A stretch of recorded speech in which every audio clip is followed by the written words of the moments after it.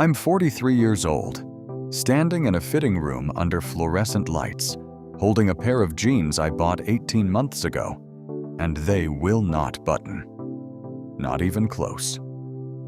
I haven't changed anything. That's the part that keeps running through my head. I haven't changed anything. 7:30 that morning, I was making coffee, thinking about dry cleaning. The day was supposed to be nothing. Errands. A dentist appointment at 11. I had a list on the counter written on the back of a grocery receipt, and the jeans were just the first item, because I needed them for a thing on Saturday. I wasn't thinking about my body. I was thinking about whether I had enough quarters for the meter. I'd noticed the waistbands getting snug over the past year. Sure. Told myself I'd been sitting more, eating a little worse.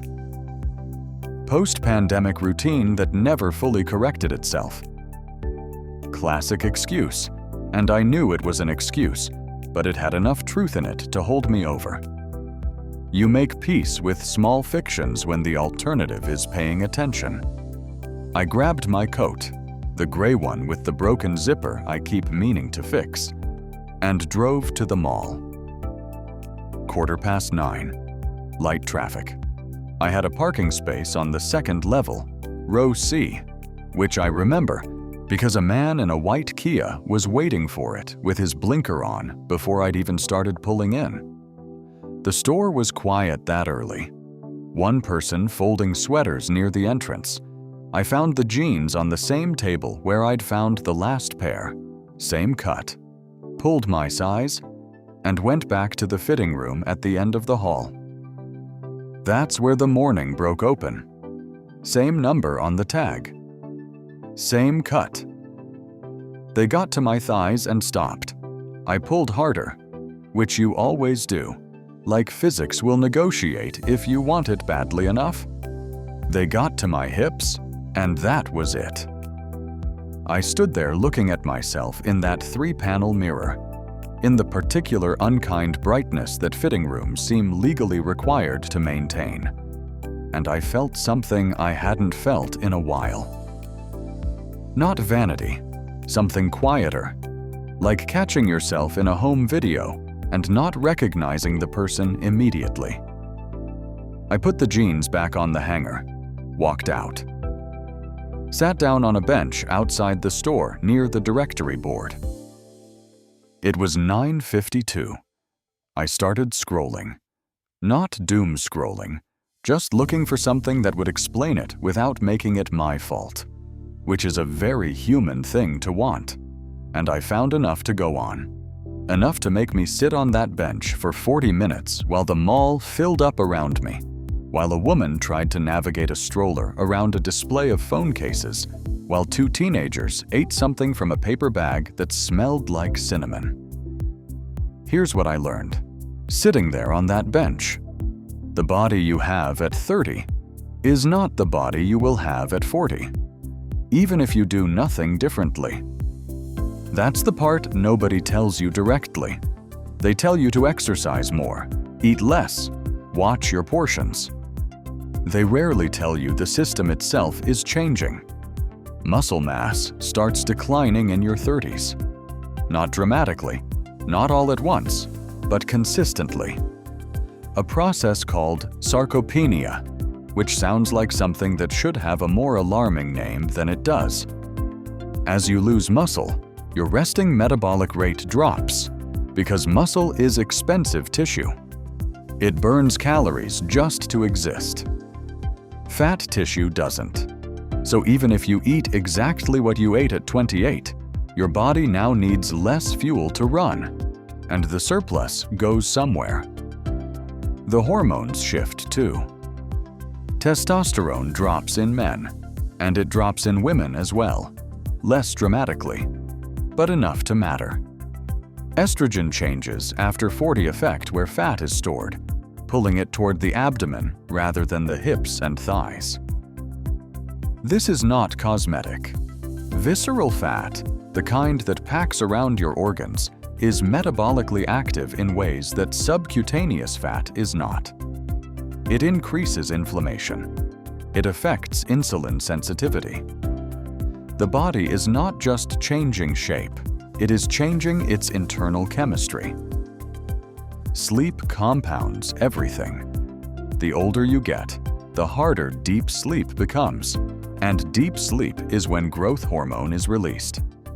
Growth hormone helps preserve muscle and regulate fat metabolism. Less deep sleep means less growth hormone. Less growth hormone means the scale tips further. You sleep worse, you store more. You store more, you often feel worse, you sleep worse still. There's a line I read on that bench, in some journal abstract I only half understood, that said the body's energy regulation becomes less precise with age. That was the phrase, less precise, like a thermostat that still works but drifts by a few degrees. And a few degrees, over years, over decades, is the whole difference between the jeans fitting and the jeans not fitting. I sat with that for a while. My dentist appointment was at 11. I made it with 3 minutes to spare, parked badly, walked in with the tags from the jeans still in my coat pocket because I'd absent-mindedly grabbed them off the hanger when I left. The hygienist was named Priya. She made small talk about the cold. I answered on autopilot. I was still somewhere back on that bench. Noon. Sitting in my car in the dentist's parking lot eating a granola bar I found in the glove box, which felt darkly ironic, though I ate it anyway because I was hungry. The thing I'd been quietly avoiding, if I'm honest, is this. I had been treating my body like it was still running on the same rules it ran on at 26. Not consciously. I wasn't arrogant about it.